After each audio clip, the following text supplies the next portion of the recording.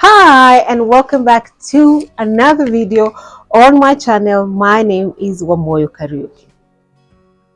How much should I spend on motorcycle safety riding gear as a beginner rider? That is the most asked question in my inbox, and in today's video I am going to go through the very important items you need as a beginner rider for your safety and throw in a very achievable budget to help you and guide you in your shopping. When we come back.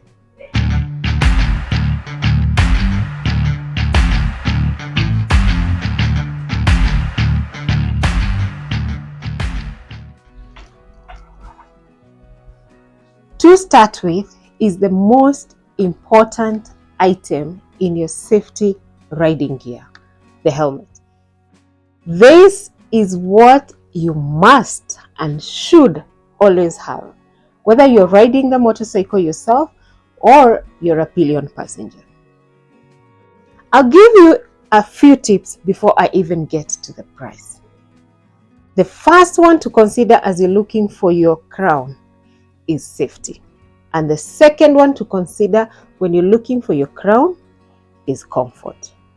When you talk of safety, helmet safety certifications are several. But the least you must, or if you must go the lowest, the least you should take is a DOT. However, if possible, go for an ECE. It's a better rating. When it comes to comfort, it must be well fitting.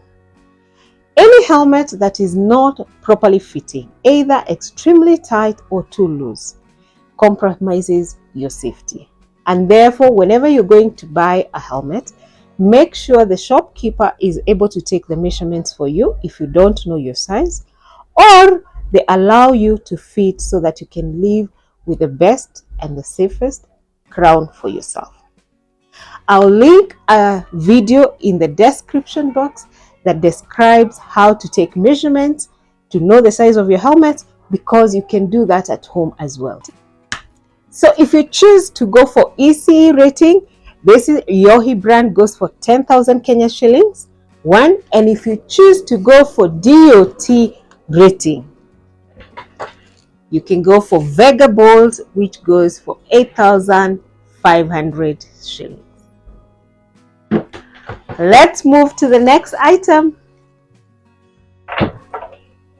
When you're buying your crown, make sure you also buy a balaclava. These helmets come with removable and washable pads, but the more often you wash them, the more faster they wear off. Unfortunately, we do not stock any of the paddings to replace when they wear off. So you might end up having to replace your entire crown. So make sure you buy a balaclava that will protect your padding from oils, sweat, accumulated dust on your hair, keeping it clean and comfortable. If you don't believe me, wear your crown, hot weather, without a balaclava, and it will start stinking. You won't love it. After the crown, it is the jacket. And the question I get most is whether the armor or the jacket. I won't dwell too much into that because I have done a video that explains into details whether you should go for a jacket or for the armor. Please make sure to watch that video. All the details are there. However, if you choose to go for an armor, body armor, plan to spend 5,500 Kenya shillings and above for this one. And if you plan to go for the jacket, plan to spend 9,000 Kenya shillings and above. After the jacket, the next item we are looking into is the gloves. And the gloves come in different materials. So you have the ones for the cold and wet season.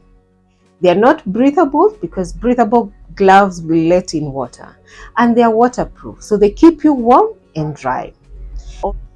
And then we have the breathable gloves that are good for the hot weather. They are very well aerated and they will keep your hands cool and dry. Okay. And then we have the leather gloves. Leather gloves, you have two types. You have the light ones like these ones that you can wear during the summer warm season, and you have the very heavy ones mostly used for racing. If you're shopping for gloves as a beginner, if you have some money, some extra money, you can actually buy both for the warm weather and the cold weather. Or you can start at the weather when you're starting to ride. So if you're starting to ride in warm weather, go for the warm weather gloves, and then when it's cold weather, you can go for the cold weather gloves. So now, after the gloves, the next protection you need is for your knees and your shin.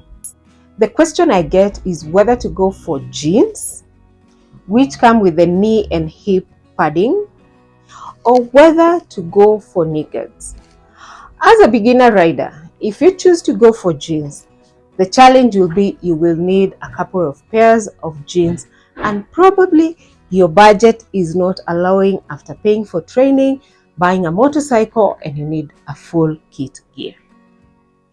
What we have in knee guards is that knee guards offer you safety, comfort, and convenience.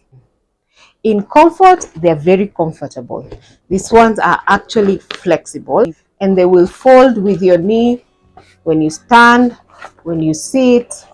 And for convenience, they convert your entire wardrobe into your riding wardrobe. So whatever jeans you have in your wardrobe, whatever trousers you have in your wardrobe, you can actually ride with them when you wear the knee guards. Another item is a reflective jacket. Whatever gear you choose, whether it's a body armor or a jacket, most do not come with a lot of high visibility fabric or a bigger portion of reflective strip. And that is why it's necessary to add on this onto your gear.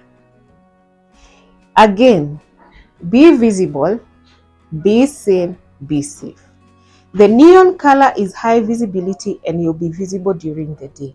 And the reflective is high reflective on light and you'll be seen during the night. In case you carry a backpack and the reflective jacket is not what works for you, you can go for this backpack cover. It is high reflective, high visibility, and it is waterproof. So it will give you visibility, it will give you protection of items in your bag when it is raining. Now, the last item that you need to buy as part of your gear is a rain gear. And the question I get when it comes to rain gear is whether to buy the overall one, the full suit, or to buy the two pieces. My advice is go for two pieces.